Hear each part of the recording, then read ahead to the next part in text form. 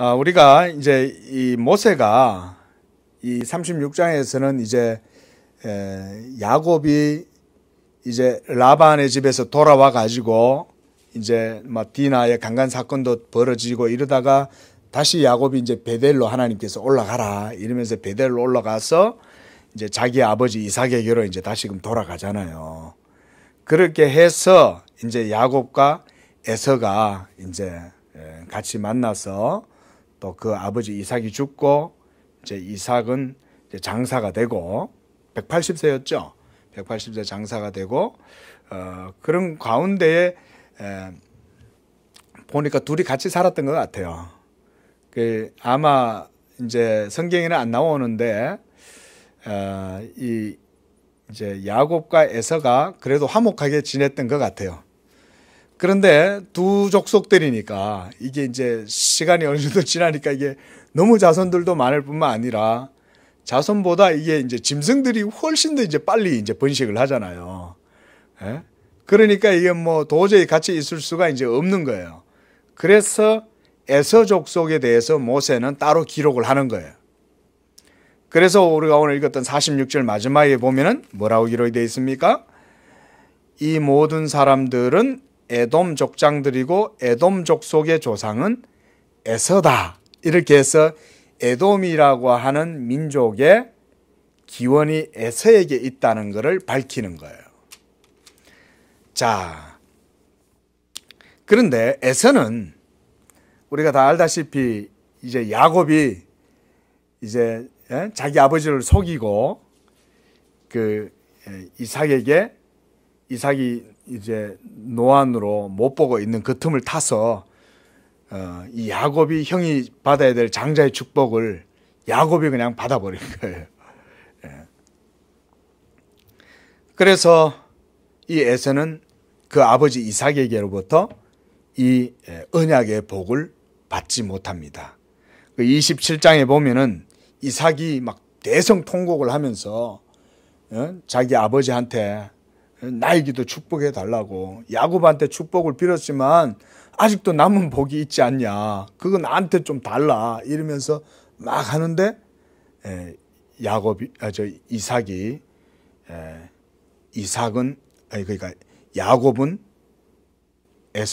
에서를 지배할 것이고 너 에서는 야곱의 종이 될 것이다 이렇게 얘기를 하는 거예요. 실제로 이스라엘의 역사가 이루어지는 과정 속에서요. 다윗이 통일왕국을 이룰 때 그 다윗의 통일왕국에서 이 에돔 족속이 복속이 됩니다. 그 지배를 당하는 거예요. 그래서 이제 저것도 갖다 바치고 곡물도 갖다 바치기도 하고 섬깁니다. 그 다윗의 나라를. 그렇게 해서 이후로도 계속해서 이제 에돔은 이스라엘에 말하자면 이제 종노릇을 하면서 사는 거예요. 그러다가 이 에서 족속들도 이 에돔 족속도 AD 70년에 이제 이스라엘이 완전히 멸망할 때 에돔 족속도 결국은 역사 속에서 사라집니다. 그때. 그러니까 이스라엘이 사라짐과 함께 에돔 족속도 사라지는 거예요. 어떻게 보면 그런 것도 하나님의 섭리인 것 같아요. 그러니까 아브라함의 혈통의 자손들인 중동의 이스라엘이라고 하는 민족이 역사 속으로 사라질 때 그 에돔, 그러니까 에서 족속들 쌍둥이잖아요. 근데 그들도 사라져 버린 거예요. 말하자면. 자, 어쨌든 그런 역사의 과정인데 모세가 이제 이 36장에서는 이렇게 에돔이라고 하는 이 에서 족속들의 번성에 대해서 설명을 해줍니다. 먼저 이제 1절에서 5절까지의 내용은 에서의 처자들에 대해서 이제 보여줍니다. 뭐 야곱 못지않게 에서도 여러 처를 거느리고 있었는데요. 먼저 이 2절에 보면 에서가 가나안 여인 중에 헷 족속 엘론의 딸 아다와 히위 족속 시브온의 딸인 아나의 딸 오홀리바마를 자기 아내로 맞이했다. 이 가나안 여인들 둘을 이제 처음에 맞이한 거예요. 먼저. 그 다음에 3절에서 이스마엘의 딸 느바요스의 누이 바스맛을 맞이하였다. 이 왜 맞이한 거예요? 왜 이스마엘의 그 집안에 있는 딸을 맞이했을까요? 이삭이 이제 하란 땅으로 가서 그 외삼촌 라반의 집에 가가지고 네 철을 구해라고 하니까 이제 이 에서도 자기도 이제 자기 부모들이 이 자기가 가나안 여인을 취해온 것을 좋아하지 않는단 말이에요. 그러니까 자기도 자기 족속에게서 여자를 구해와야 되겠다 이러면서 이스마엘 족속한테로 가서 거기서 이 느바요스의 누이 바스맛을 아내로 취해온 거예요. 근데 사실 이것도 사실 그래 따지면 성경적인 맥락을 따라서 이 에서가 결정을 내린 게 아닌 거죠. 그냥 이스마엘은 아브라함의 자손이긴 하고 같은 혈육이긴 해도 언약의 자손은 아니었잖아요. 중요한 건 뭡니까? 언약의 자손으로 하는 것이 중요한 거지. 근데 그걸 따라가야 되는 건데 이스마엘은 이게 아브라함이 혈통에서 난 사람이면 다 되나 보다 이렇게 생각한 거예요. 자, 이게 이런 거 하나에도 사실 우리가 영적인 교훈을 얻을 수 있어요. 우리가 이제 저번에 야곱이 자기 아버지 외삼촌 라반에게서 이제 도망을 가는데 이제 라반이 이 야곱을 추격해 와가지고는 막 따라오는데 하나님께서 이 라반에게 나타나서 너 야곱한테 선악간에 말하지 마 이러면서 하나님께서 엄하게 그냥 이 라반을 이제 경계를 하잖아요.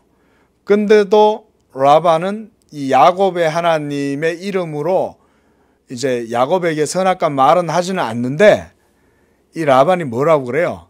내가 아브라함과 나홀과 이렇게 말하죠. 아브라함과 나홀의 하나님이 이렇게 말하는 거예요. 그러니까 야곱이 아브라함과 자기 아버지 이삭의 이름으로 이제 자기는 또 말하고 여러분 진짜 하나님이 누구냐 이거예요. 거기서 진짜 하나님은 아브라함과 이삭의 하나님이 진짜 하나님이죠. 아브라함과 나홀의 하나님은 언약의 하나님이 아닌 거예요. 그냥 신인 거예요. 말하자면 이게 우리가 기독교적 신관을 가져야 되는 게 바로 그래서 우리가 언약을 강조하는 거예요. 하나님이 이 세상 속에 참 하나님, 참신이신 하나님이 이 세상 속에 자신을 알리실 때는 언약의 방식 속에서 나타내시잖아요. 예? 그리고 생각해 보세요. 오늘 이 본문하고도 상관이 있어요. 자, 언약의 방식 속에서 하나님이 자신을 계시하신다면 그 언약의 계보는 하나님이 붙들고 계실까요? 안 붙들고 계실까요? 당연히 붙들고 계시겠죠. 왜냐하면 그 언약의 계보를 통해서 자기를 드러내시니까. 그래서 하나님이 그 언약의 계보는 지켜주시는 거예요. 그런데 오늘 에서의 계보도 하나님께서 이 번성하도록은 해주셨어요. 그러나 에서의 계보에는 언약의 복이 없어요. 이게 모세가 에서의 계보를 기록한 하나의 큰 목적이라고 할 수가 있습니다. 그래서 에서도 야곱처럼 12지파를 가져요. 12족속을 가져요. 12부족이 생깁니다. 에서에게도 동일하게 생겨요. 그러나 이 에서 족속과 이 야곱 족속은 언약에 있어서 차이를 가지는 거예요. 이런 것이 우리가 이제 성경을 볼 때 중요합니다.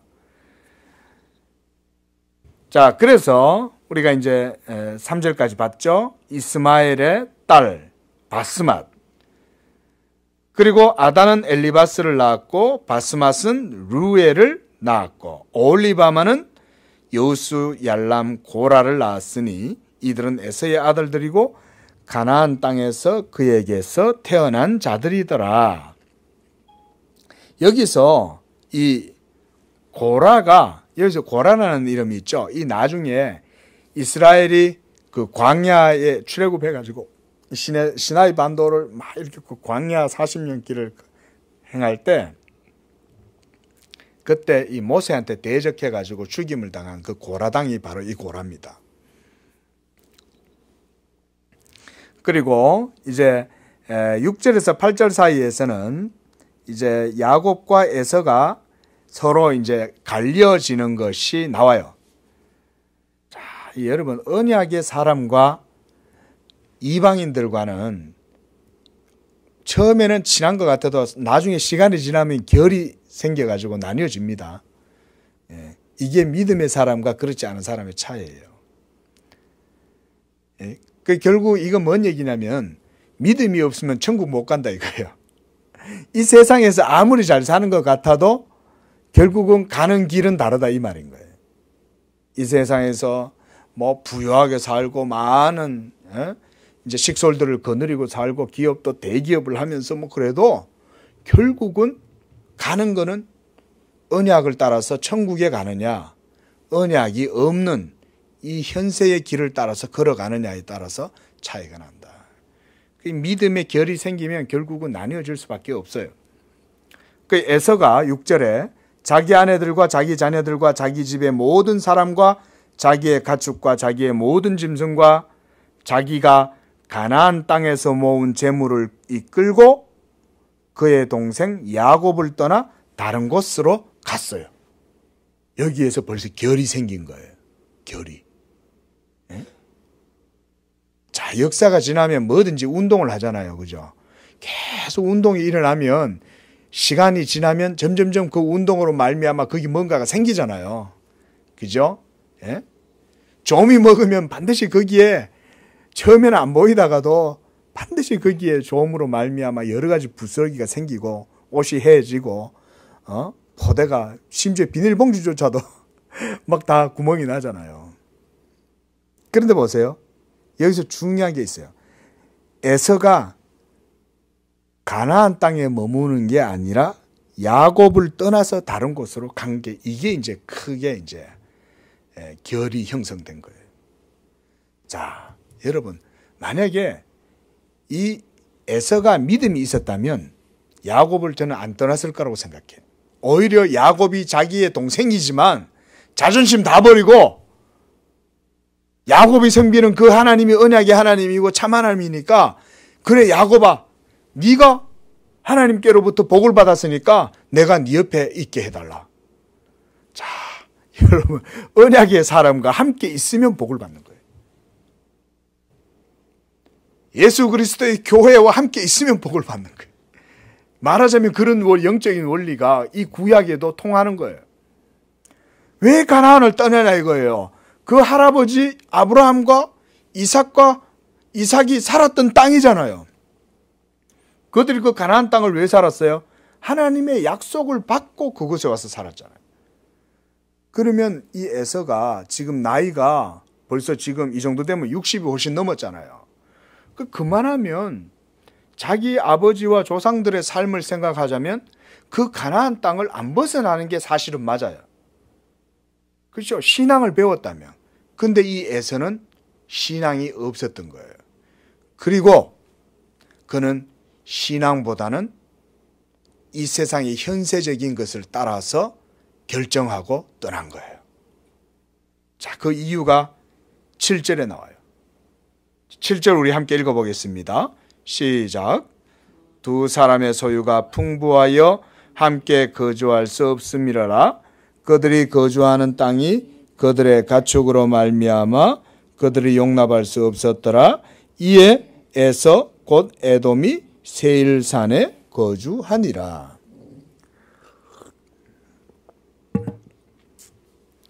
야, 여러분, 그렇죠? 에서가 믿음이 있다면 자기 아버지 이삭의 하나님, 자기 할아버지 아브라함의 하나님을 믿고 섬겼다면 약속의 땅 가나안을 안 벗어난다 이거예요. 우리가 그 이삭을 결혼시킬 때 이삭이 혼처를 구하러 이 엘리에셀이 이삭이 혼처를 구하러 이 종이 떠나잖아요. 늙은 종이. 그래 가가지고 리브가를 이제 만난단 말이에요. 그때 이 아브라함이 이 자기 종 엘리에셀한테 뭐라고 말하냐면 내 아들을 이 가나안 땅에서 벗어나게 하지 말라 이렇게 말하죠. 자, 이런 이야기를 저는 에서가 들었을 거라고 생각해요. 예? 에서가 리브가에게서 구전을 통해서 야, 하나님의 뜻은 이 가나안 땅에 있는 거란다. 이 가나안 땅은 너의 할아버지 아브라함과 또 이삭에게 하나님이 약속하신 땅이야. 이곳에 머물면 하나님의 그 언약의 복을 누려. 그러니까 네가 이 땅을 떠나지 마라. 그리고 야곱도 그 땅을 떠났죠.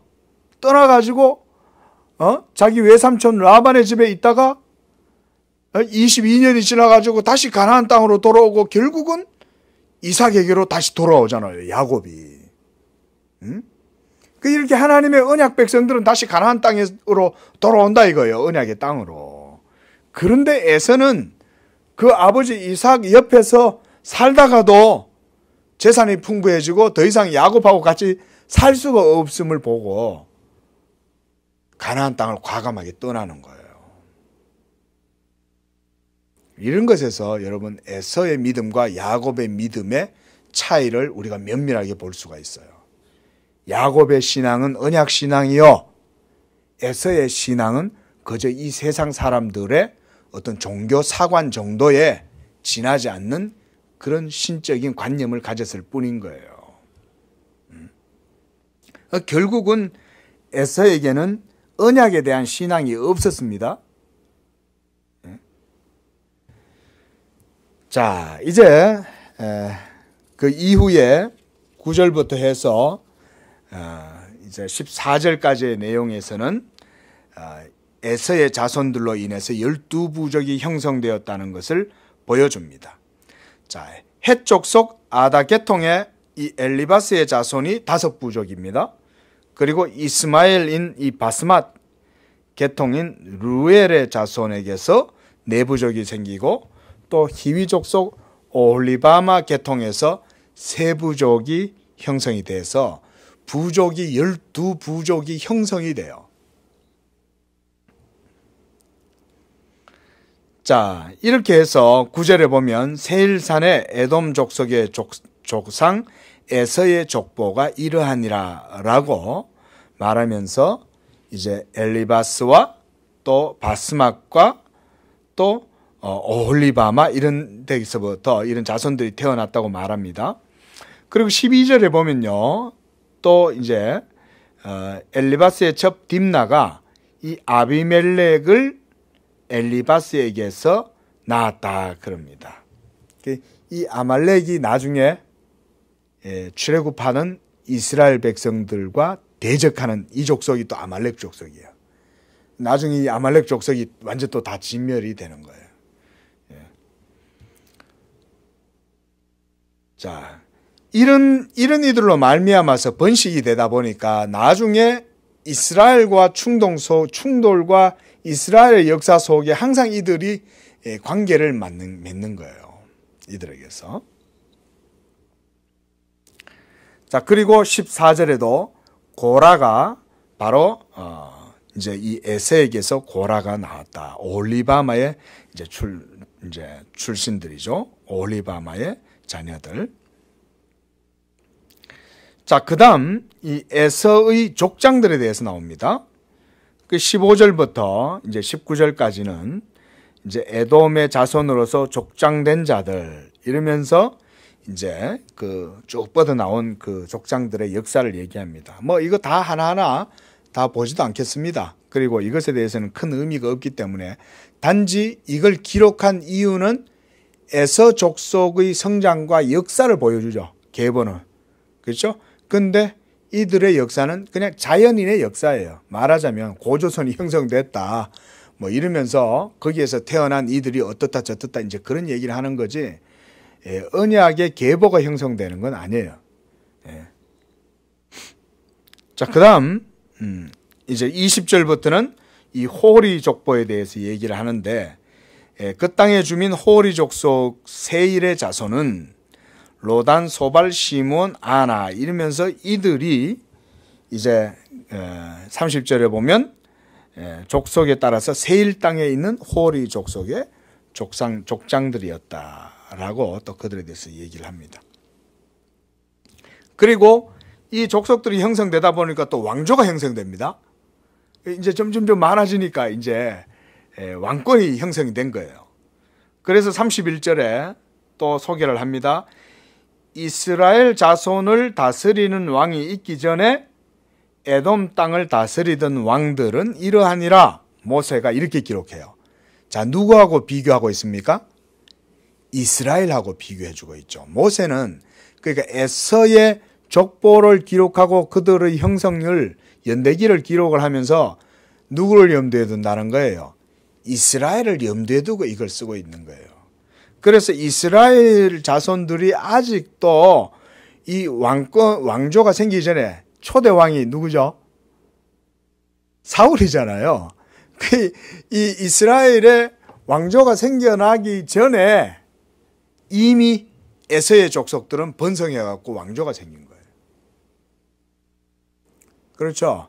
야곱이 하란 땅에 가가지고 라반에게서 이제 가서 막 이렇게 22년 동안 섬기고 이렇게 하는 동안 벌써 에서는 결혼을 해서 애들을 낳았단 말이에요. 그 벌써 22년이나 차이가 나잖아요. 예? 큰 차이들이 나잖아요. 그리고 이 또 언약의 자손들이 아닌 이들이 훨씬 더 빨리 번식을 한 거예요. 그러니까 막 숫자가 엄청나게 늘어난 거죠. 그래 더 이상 이제 있어 보니까 이 야곱 족속하고 같이 있을 수가 없으니까 이 에서가 그냥 나는 내 편한 대로 가서 살겠다. 아무래도 이제 이 에돔은 그러니까 에서는 어릴 적부터 이제 와일드한 야성미가 있는 사람이잖아요. 막 그러니까 이제 들판에 가서 말 타고 다니면서 사냥하고 이런 게 이제 체질이란 말이에요. 그러니까 이게 자기 동생하고 있으니까 이게 안 맞는 거야. 예. 자, 그러면서 왕조들이 생겼습니다. 그러면서 이 에돔 족속에서 난 이 8명의 왕에 대해서 설명을 해주고 있습니다. 잠깐만 한번 보실게요. 부올의 아들 벨라가 에돔의 왕이 되었고, 그리고 성을 쌓아요. 그 성 이름이 딘하바예요. 자, 성을 쌓을 정도면 우리가 뭐 창세기를 통해서 그런 걸 이제 어느 정도 아시겠지만, 가인이 성을 쌓잖아요. 그러면 가인이 성을 쌓을 때는 가인 혼자서 성을 쌓았을까요? 아니겠죠. 가인과 함께 이미 많은 부락과 부족이 형성되고 족속이 형성된 거예요. 그리고 가인밖에 없는 게 아니거든요. 가인 이외의 다른 사람들도 태어나서 벌써 자기들 땅을 따라서 자기 개척지로 가서 자기 땅을 차지하고 영역을 확보하고 이러면서 벌써 개간을 한다든지 개척을 해가지고 벌써 자기들의 부락을 형성을 한 거예요. 그러니까 서로 왜 성을 쌓았겠습니까? 서로 공격하고 빼앗고 도둑질하고 이러니까 성을 쌓은 거 아니에요? 여기도 마찬가지예요.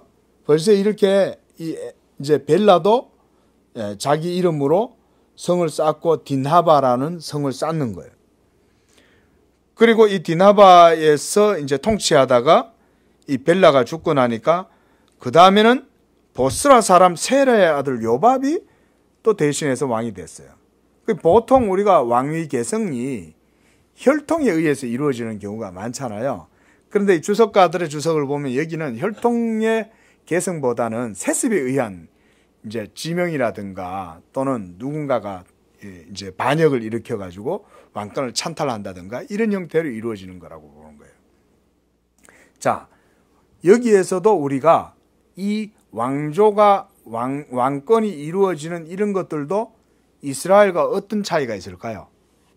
왕권도 하나님이 왕을 세우잖아요. 먼저, 그렇죠? 이스라엘은 왕도 하나님이 세워요. 언약의 나라이기 때문에 하나님이 통치하시고 하나님이 원래는 왕인데 이스라엘 백성들이 이방 사람들의 왕권 이런 걸 보니까 그 제도가 좋은 거야. 아, 우리도 왕이 있으면 좋겠다. 우리도 왕을 섬기고 싶다. 이러니까 그 왕이 세워지면 너희들 딸도 다 바쳐야 되고 곡물도 바치고 세금도 바치고 해야 되는데 그렇게 할래? 그래도 우리에게 왕을 주셔서 이래가지고 사울 왕이 생겼잖아요. 그 실제로 솔로몬에게 있어서 궁녀가 몇 명이에요? 3,000명이잖아요. 그 3,000명이 다 누구겠어요? 이스라엘 자손들일 거 아니에요. 물론 이방 여인들의 시녀들도 있었지만 그 시녀로 들어가고 싶어가지고 이스라엘 자손들의 딸들도 많이 들어갔을 거 아니에요. 솔로몬에. 예?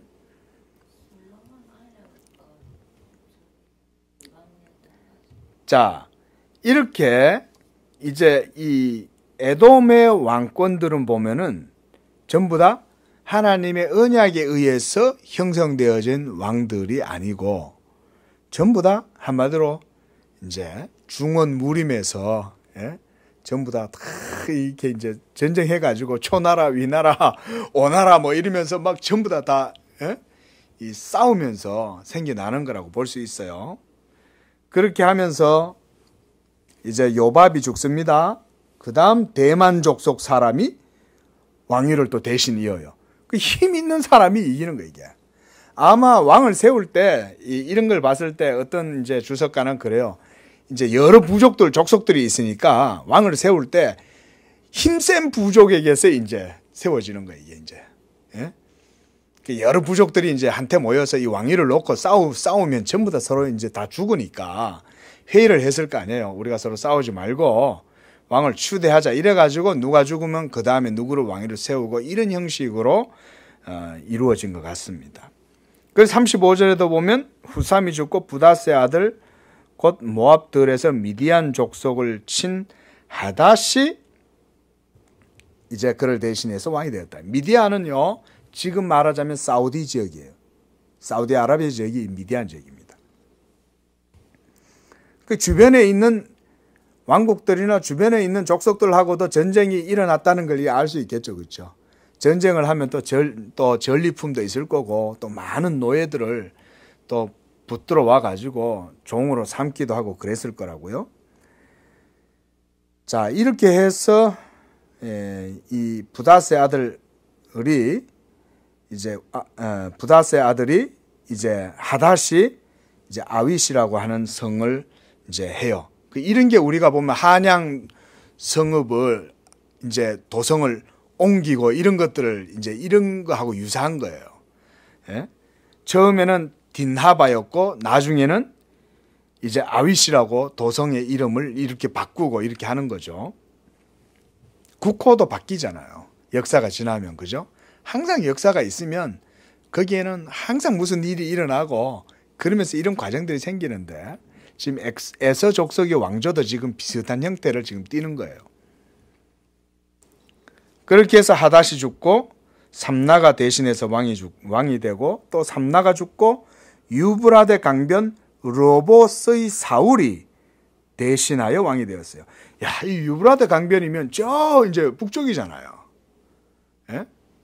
그런데 그 북쪽에 있는 이 이제 로봇이 사울을 대신해서 또 왕이 되고 또 사울이 왕이 되고 또 악볼의 아들 바알 하난이 사울 대신 왕이 되고 또 바알 하난이 죽고 하달이 그의 대신 왕이 되었고 그 도성 이름이 또 바뀌었어요. 이번에는 또 바우로 바뀌는 거예요.